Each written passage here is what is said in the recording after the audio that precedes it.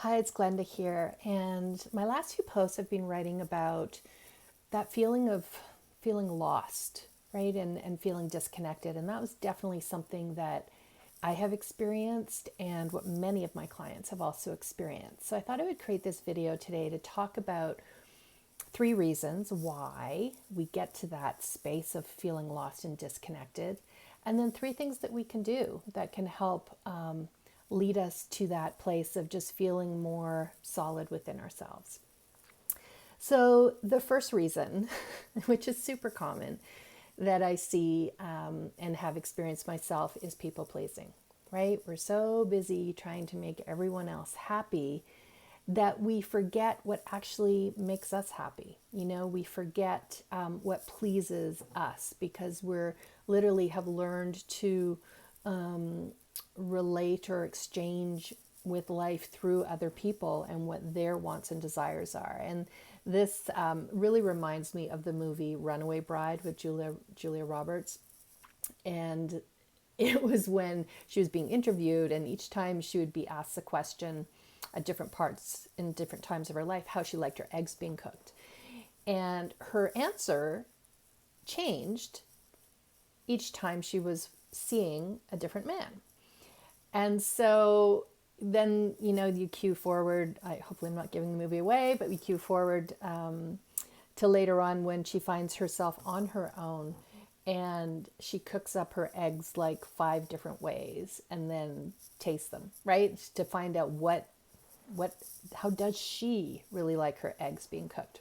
So it's that kind of thing, right? We just forget when we're engaging in that people pleasing pattern. So that's one of the reasons. Another one is that, when we're so busy giving to others and we're so busy working hard that we use up a lot of our energy in doing that.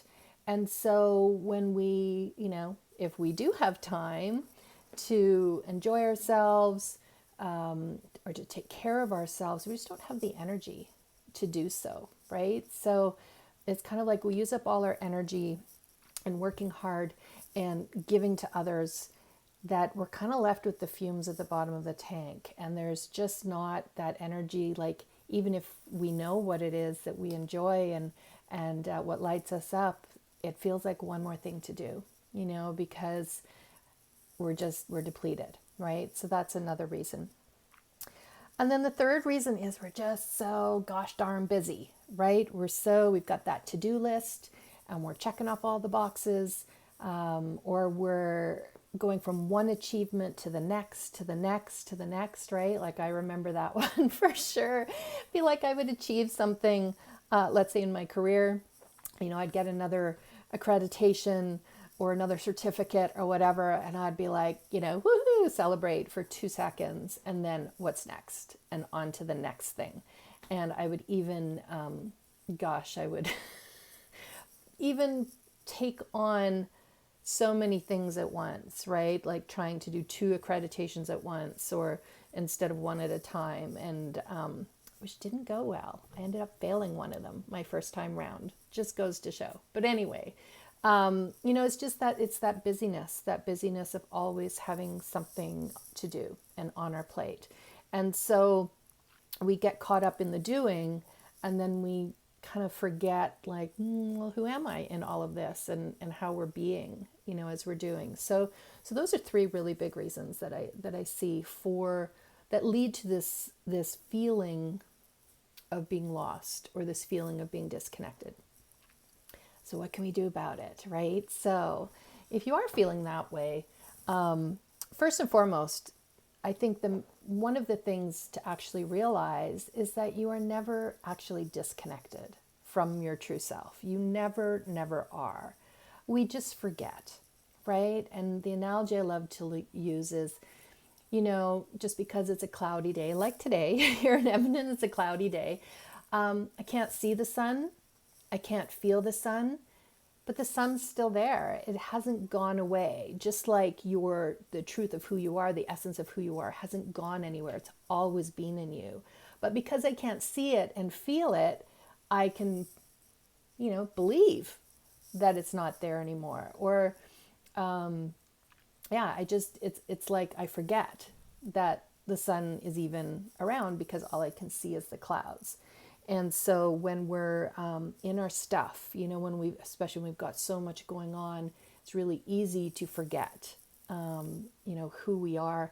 And so I really just want you to know that you're not disconnected. It feels that way. I get that it can feel really real at the time, but just know that you haven't gone anywhere. There's been a lot of stuff that's got in the way. So that's the first thing. The second tip, and I know that I never liked hearing this, being like a serial achiever and a doer, but it's the truth, so I'm going to say it to you whether you like it or not, is about slowing down. It's about slowing down, getting still and quiet, and get curious. Like, okay, so who am I?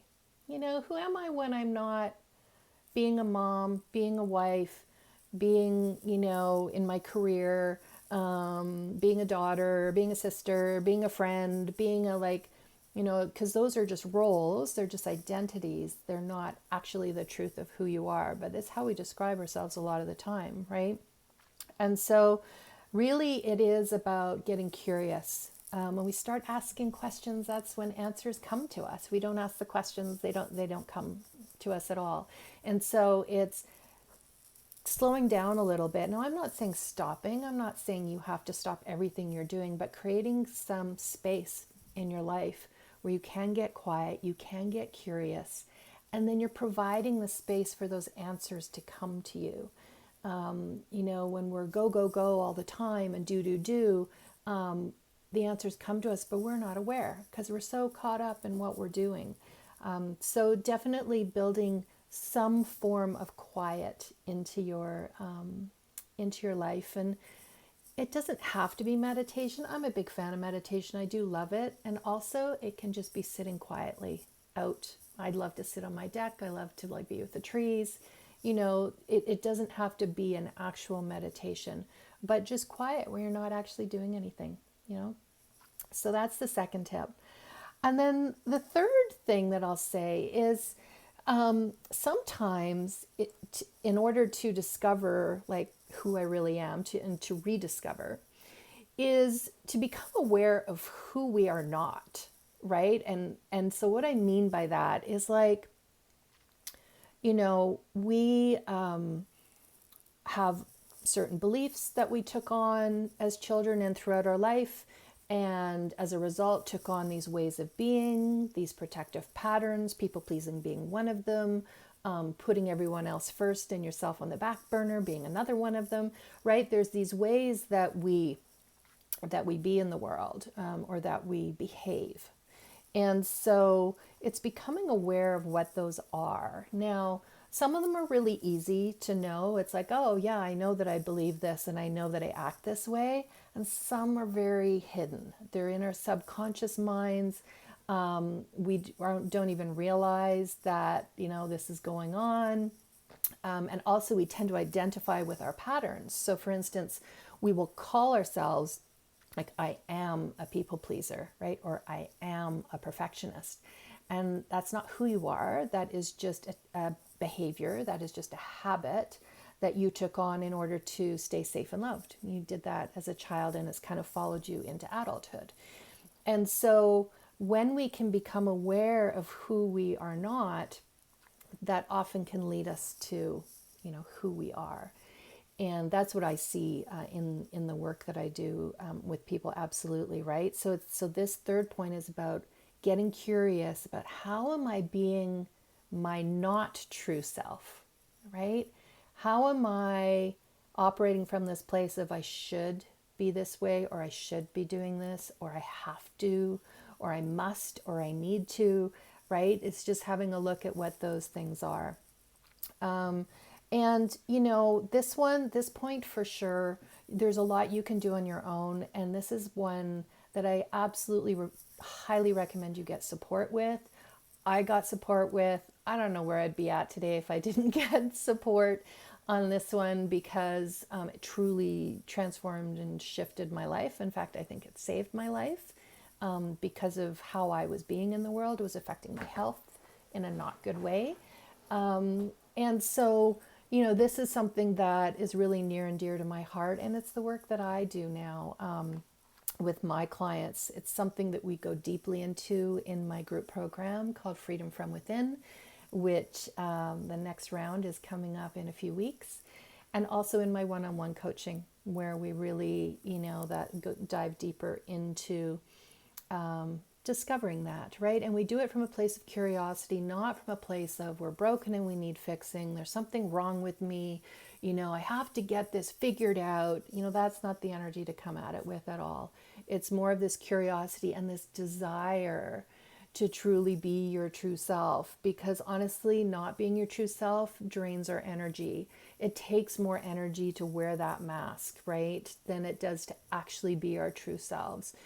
And it's where our happiness lives. It's where our fulfillment lives, our joy, our where love lives. I mean, all these amazing things that we get to experience in this lifetime, they don't live in the world of just surviving and believing that we have to do these things in order to stay safe in this life. So yeah, receiving support and guidance, it just allows the whole process to be more ease-filled and more graceful, right? It can feel really clunky and really crunchy and really like hard sometimes, going it on our own.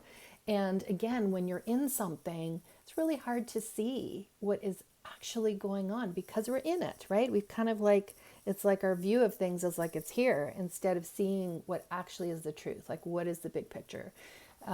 So those are the things that can get you started on remembering the truth of who you are, not discovering. It's like the truth of who you are. You were born that way. You were born as this pure essence into this body of a baby. And you were pure essence for a number of years until fear kicked in, until you had an experience where fear came along. And that's when things start to change and where we start to feel